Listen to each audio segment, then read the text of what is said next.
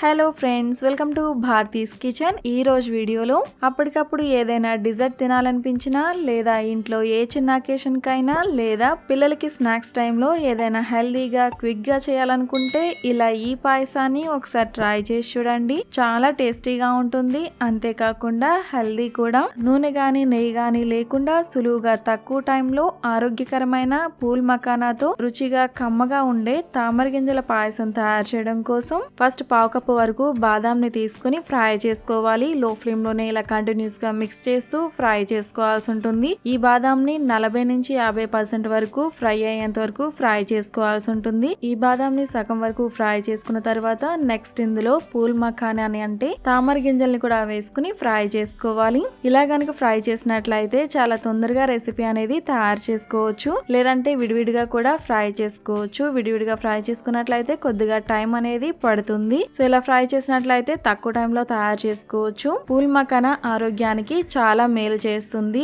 BP sugar ని control చేయడానికి బాగా హెల్ప్ చేస్తుంది. అలానే ఇందులో యాంటీ ఆక్సిడెంట్స్ ఎక్కువగా ఉంటాయి కాబట్టి వెయిట్ లాస్ కూడా బాగా పనిచేస్తుంది. ఈ తామర గింజల్ని లో ఫ్లేమ్ లోనే ఇలా కంటిన్యూస్ గా మిక్స్ చేస్తూ ఫ్రై చేసుకోవాలి. ఇవి ఇలా క్రిస్పీగా అయ్యేంత వరకు ఫ్రై చేసుకోవాల్సి ఉంటుంది. ఇక్కడ మీకు చూపిస్తున్నాను చూడండి. ఇలా ప్రెస్ చేసినట్లయితే ఇలా ముక్కల కింద అవ్వాలి. ఇలా అయినట్లయితే మఖానా అనేది బాగా ఫ్రై అయినట్లే. ఇలా ఫ్రై చేసుకున్న తర్వాత స్టవ్ ఆఫ్ చేసుకుని సగం మఖానాని అంటే 1 కప్ వరకు మఖానాని తీసుకుని పక్కన పెట్టుకుందాము. నెక్స్ట్ మిగతా మఖానాని అలానే బాదాంని ఒక మిక్సీ జార్ లోకి ట్రాన్స్ఫర్ చేసుకుని కచ్చా పచ్చాగా గ్రైండ్ చేసుకోవాల్సి ఉంటుంది. మరి మెత్తగా పౌడర్ లా చేయకండి. కొంచెం పెద్ద పలుకులు ఉండేటట్టు గ్రైండ్ చేసుకోవాలి. పల్సిస్తూ గ్రైండ్ చేసినట్లయితే ఇక్కడ చూపిస్తున్న విధంగా ఇలా పలుకుగా ఉంటుంది. ఇలా గ్రైండ్ చేసుకునే ఈ పొడిని పక్కన పెట్టుకుందాము. నెక్స్ట్ ఒక కడాయిలో 1 లీటర్ వరకు చిక్కటి పాలని వేసుకోవాలి.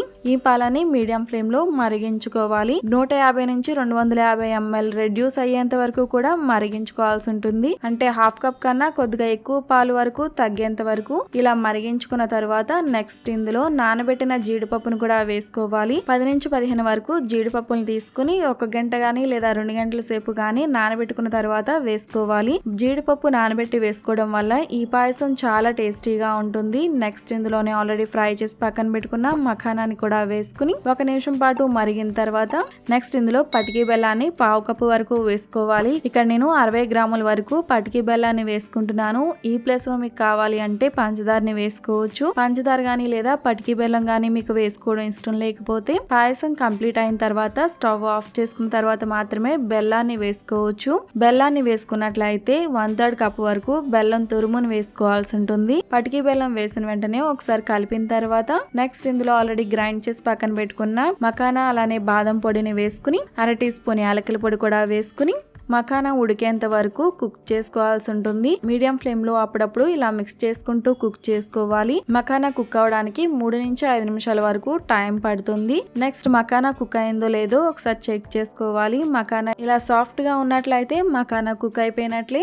నెక్స్ట్ ఇందులోనే కండెన్స్డ్ మిల్క్ ని పావు కప్పు వరకు వేసుకోవాలి. కండెన్స్డ్ మిల్క్ మీకు టేస్ట్ నచ్చుతుంది అనుకుంటే హాఫ్ కప్ వరకు కూడా వేసుకోవచ్చు.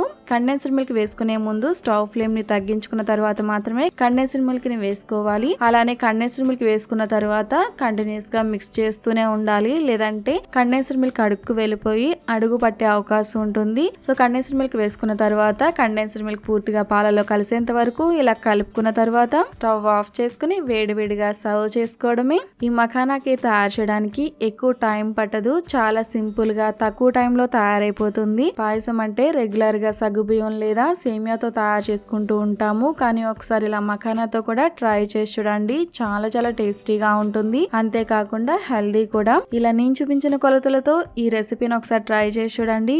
ఎప్పుడు కూడా ఇలానే చేసుకుంటారు. అంత పర్ఫెక్ట్ గా వస్తుంది. ఎంతో సింపుల్ గా తక్కువ టైంలో తయారు చేసుకోగలిగే ఈ హెల్దీ మఖానాకి రెసిపీ మీకు కూడా నచ్చినట్లయితే తప్పకుండా లైక్ చేసి మీ ఫ్రెండ్స్ అండ్ ఫ్యామిలీస్ కూడా షేర్ చేయండి. మరిన్ని tasty healthy and simple recipes కోసం భారతీస్ కిచెన్ ఛానల్ ని సబ్స్క్రైబ్ కూడా చేయండి. Thanks for watching.